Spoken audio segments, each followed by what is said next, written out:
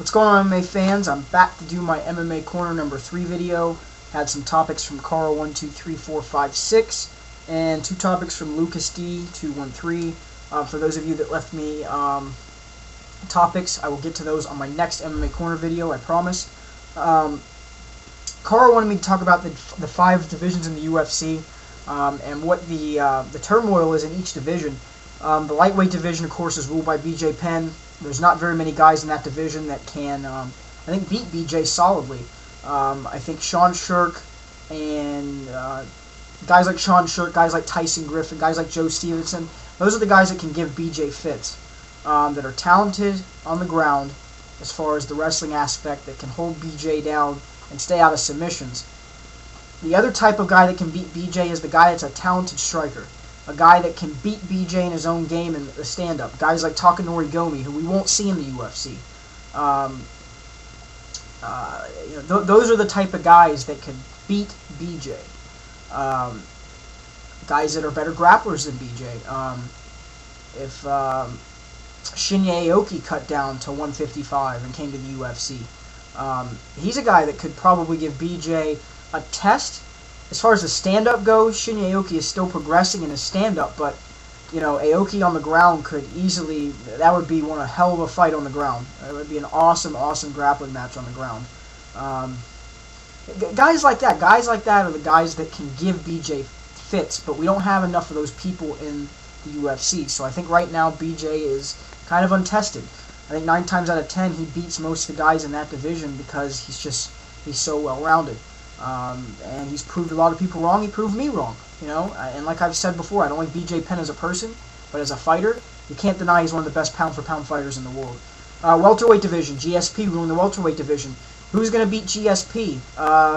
There's 2 guys in that division right now that can give GSP a run for his money. That's John Fitch, who we will see fight GSP at UFC 87, Seek and Destroy, and Thiago Alves, who impressed the hell out of me in the Matt Hughes fight.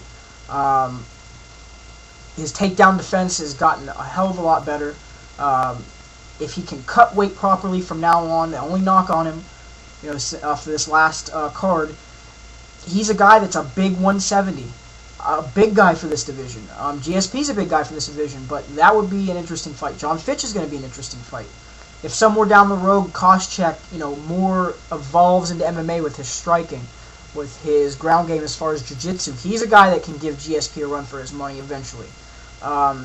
You know, really that division is going to be kind of sketchy because there's not a lot of guys at this point in their career that can own up to what George St. Pierre has to offer.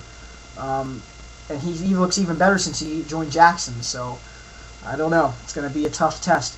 Middleweight division, you got Anderson Silva, who, in my mind and my personal opinion, is the best pound-for-pound fighter in the world today at this point. I think the only person behind him is BJ Penn. And probably you can throw in some other guys there as well. As far as, you know, Fedor is probably there. GSP is probably there.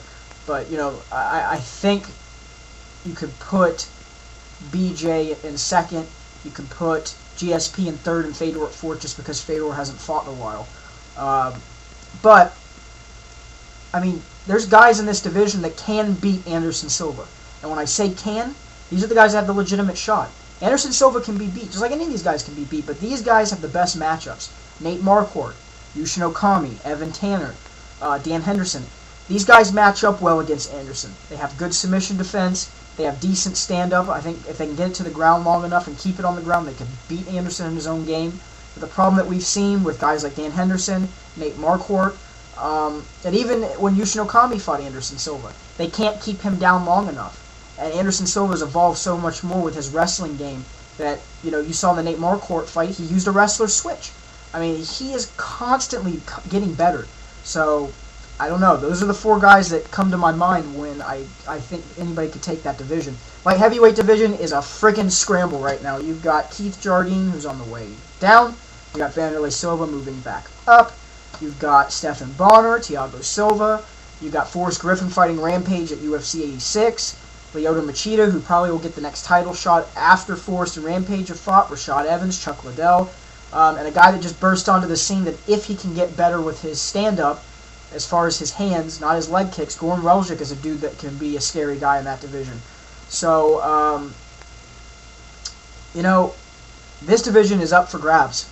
And there's a lot of guys that can pose a threat to any other guy on any given night. Every fight that you see, every matchup is a different style. And depending on how the styles match up is depending how the fight's going to go. And, you know, Keith matched up bad against Vanderlei. Keith has never done well against guys that pressure him. Chuck and Keith knew that Chuck's a counter striker. Use leg kicks. Get points. Use the system. I mean, that's what Keith's game plan was. That's what Greg Jackson told Keith Jardine to do. So, you know, this is definitely a crazy division. I think Rampage, though, is at the right place at this type of his career, and I think he can beat most of these guys in this division. And the only guys that give him problems are guys that push the pace on him. Guys like Vanderlei, guys like Thiago. Thiago actually pushes the pace. Those are the kind of guys that would give Rampage trouble, but I think Rampage is just in the right place at this point of his career. Heavyweight division, Arlovsky's gone. He went to Affliction, signed with Affliction, of course. You have Anthony Hardonk, Shane Carlin, Frank Mir, who's going to be fighting Nogueira, Brock Lesnar, Czech Congo. Nobody stands out in this division to me that can beat Nogueira. The only guys that are really, really top-tier guys are Fabricio Verdum and Czech Congo. Those are the two guys that I could see giving Nogueira fits.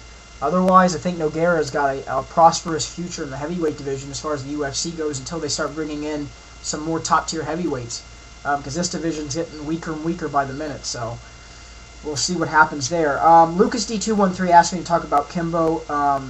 What I'll tell you, because I got to keep this video short, under 10 minutes, is go check out both of my CBS videos, my CBS Elite XC review video and my CBS Elite XC negatives and positives video.